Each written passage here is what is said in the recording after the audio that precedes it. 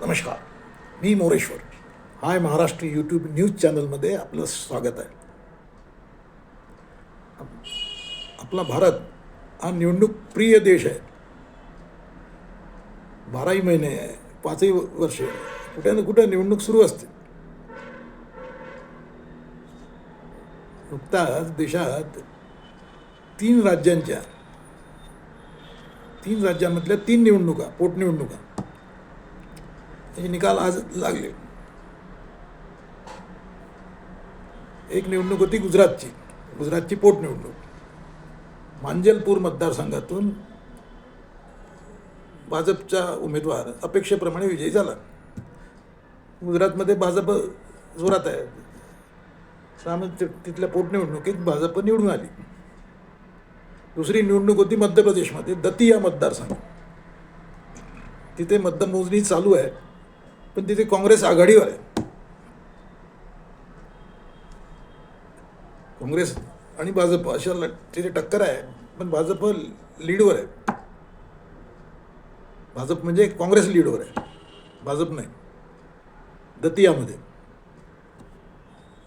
आणि तिथे मध्य प्रदेशामध्ये तिथे दतियामध्ये काँग्रेसच निवडणूक जिंकून जाईल अशी लक्षणं आहेत.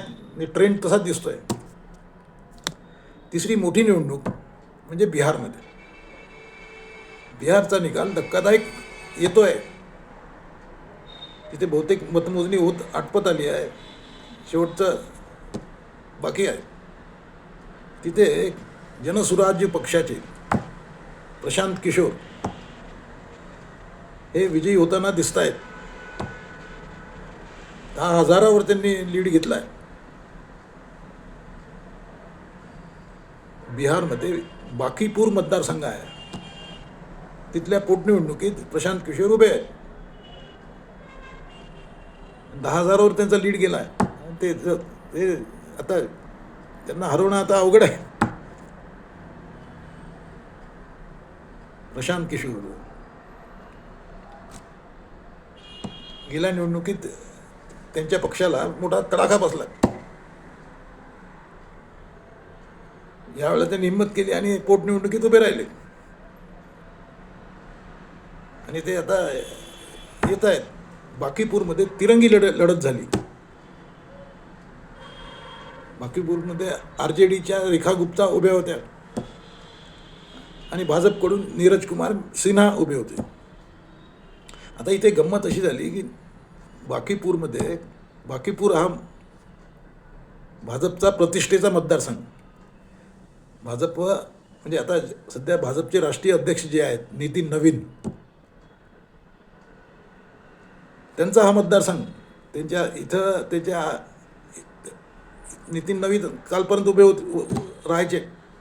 त्याच्या आधी त्यांचे वडील उभे राहायचे. म्हणजे हा भाजपचा हुकमी मतदारसंघ बाकीपूर. पण आज तो भाजपच्या हातून निसटतोय, जातोय. भाजपला हा मोठा धक्का आहे. म्हणजे गुजरातची निवडणूक जिंकली, पोटनिवडणूक, त्याबद्दल त्यांना कौतुक नाही. पण हे इथे झटका बसतोय भाजपला. ही मोठी स्टोरी आहे. आता नितीन नवीन राष्ट्रीय अध्यक्ष, त्यांचा हा मतदारसंघ, ते इथून उभे राहायचे बाकीपूर, पण ते राज्यसभेवर गेले आहेत. त्यामुळे त्यांनी हा मतदारसंघ रिकामा केला. इथे आधी एक उमेदवार दिला होता भाजपने, पण नंतर वेळेवर त्याला बदललं आणि हा दुसरा दिला, नीरज कुमार. आणि तिथेच गडबड झालेली दिसते. भाजपला जोरदार इथे मार बसला आहे. म्हणजे भाजपच्या पारंपरिक मतदारसंघात भाजपला मार बसणं हे, त्यामुळे ही मोठी स्टोरी आहे. तिथले म्हणजे बिहारची गेली निवडणूक, बिहार राज्याची निवडणूक भाजपने जिंकली. भाजप आणि RJD वगैरे. RJD म्हणजे नितीश कुमार वगैरे कंपनी. सम्राट चौधरी मुख्यमंत्री आहेत तिथे, भाजपचे मुख्यमंत्री आहेत. भाजपचा मुख्यमंत्री असलेल्या राज्यात पोटनिवडणुकीत भाजपचा पराभव होणं हे भाजपला मोठी जखम आहे.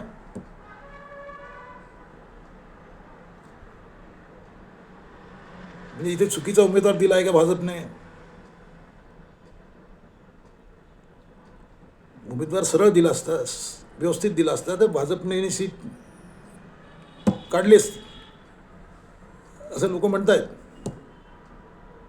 तुम्ही कुणालाही पाठवाल, आम्ही कुणाला पाठवू, निवडून आणा त्याला, हे दिवस आता संपले आहेत. आता भाजपचा मतदारही शहाणा झाला आहे. काय काय चांगलं आणि काय वाईट ते आता समजायला लागलं. त्या हिशोबाने तो वोटिंग करतो दिसतोय, असं दिसतंय. इथे RJD तिसऱ्या क्रमांकावर गेली आहे. भाजपसाठी इशारा यासाठी की आता 2027 दोन राज्यांच्या निवडणुका आहेत. एक म्हणजे उत्तर प्रदेश, दुसरं म्हणजे पंजाब. या दोन्ही भाजपसाठी अतिशय महत्त्वाच्या निवडणुका आहेत. आणि या निवडणुकीच्या तोंडावर हे असा निकाल येतो आहे. त्यामुळे भाजपचं अवघड आहे 2027. नंतर लगेच 2029 मोठ्या निवडणुका आहेत, लोकसभेच्या निवडणुका आहेत. आता बाकीपूरचा निकाल हा भाजपच्या विरोधात जाताना दिसत असताना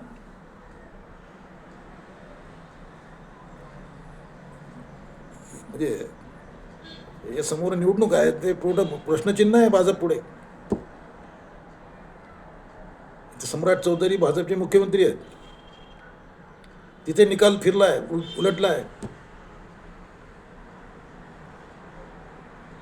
म्हणजे आता भाजपचा पारंपरिक मतदारसंघ, तिथले मतदार काही वेगळं वोटिंग करतोय. याचा अर्थ स्पष्ट आहे की लोकांना आता बदल पाहिजे का? भाजपला लोक कंटाळले आहेत का?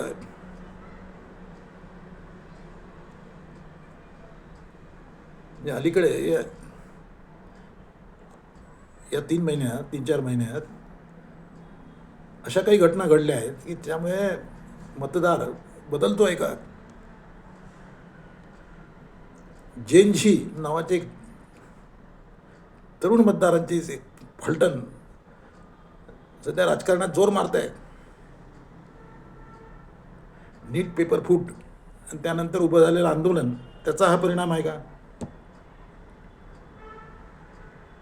नाही तर जनसुराज्य पक्ष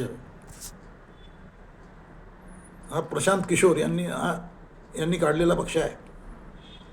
म्हणजे प्रशांत किशोर हे निवडणूक स्ट्रॅटेजिस्ट, रणनीतिकार.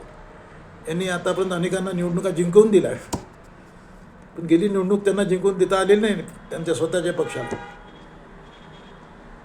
त्यामुळे ते आता पोटनिवडणुकीत उभे राहिले. आणि पोटनिवडणुकीत निकाल हे साधारणतः सत्ताधाऱ्यांच्या विरोधात जातात. पोटनिवडणुकीत सत्ताधारी हरतात असाच अनुभव आहे. ते हिरून प्रशांत किशोर इकडे उभे राहिले का पोटनिवडणुकीत? की हवा बदलते आहे?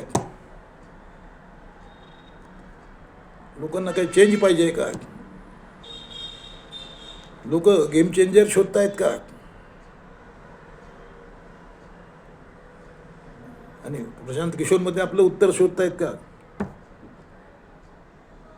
प्रशांत किशोर यांच्या विजयाच्या निमित्ताने